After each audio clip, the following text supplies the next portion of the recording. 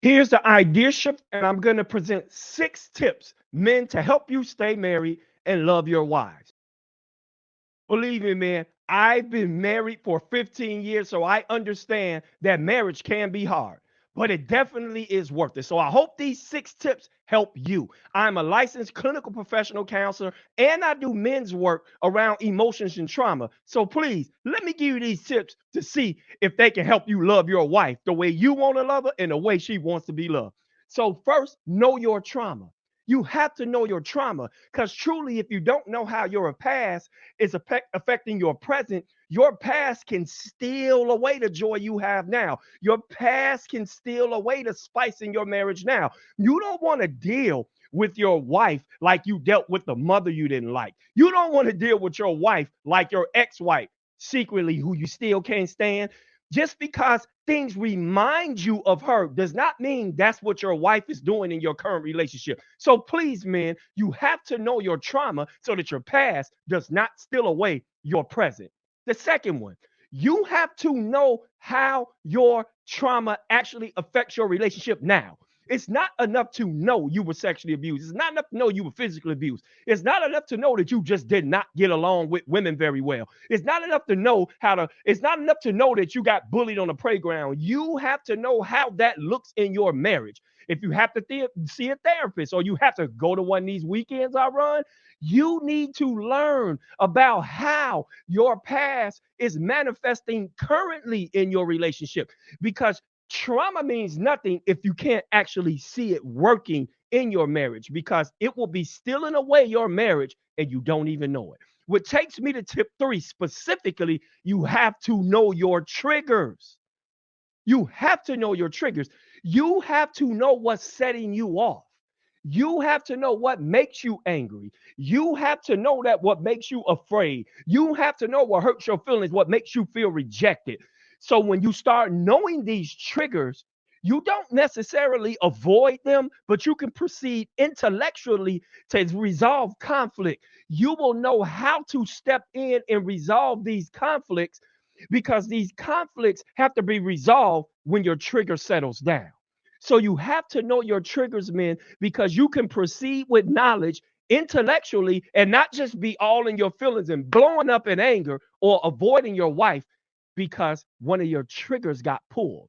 And you also got to know her triggers. So it's not just your triggers, it's also her triggers. You have to know what you do that triggers her. You have to know how these things are influencing your relationship. So, in the first tip, if you know the trauma, if the second tip, you know how it looks in your marriage, the third tip would be that trigger. That trigger is telling you how it manifests in your relationship, because those triggers tell you really what's going on in your interactions.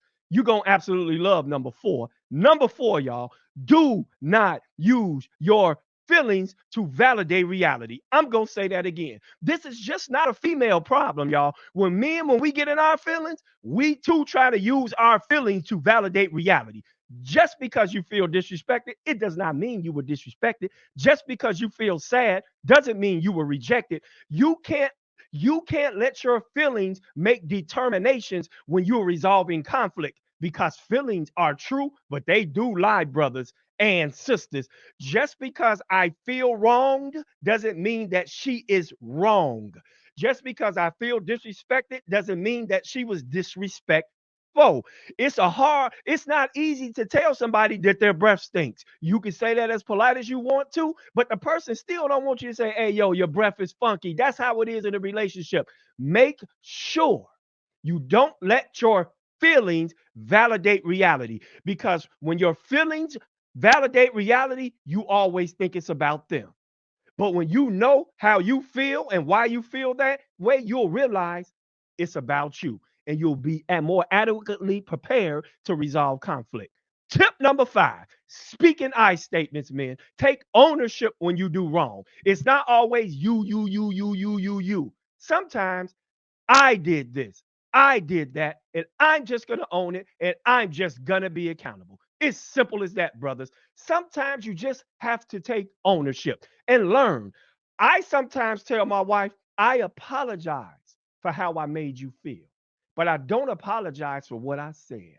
That is what I meant. That is what I mean by taking ownership. Yes, you may have not done something wrong, but you just can't take ownership of how she feels. Okay. And number six, put on your seatbelts. Please do not argue to win, argue to understand. I'm going to say that again.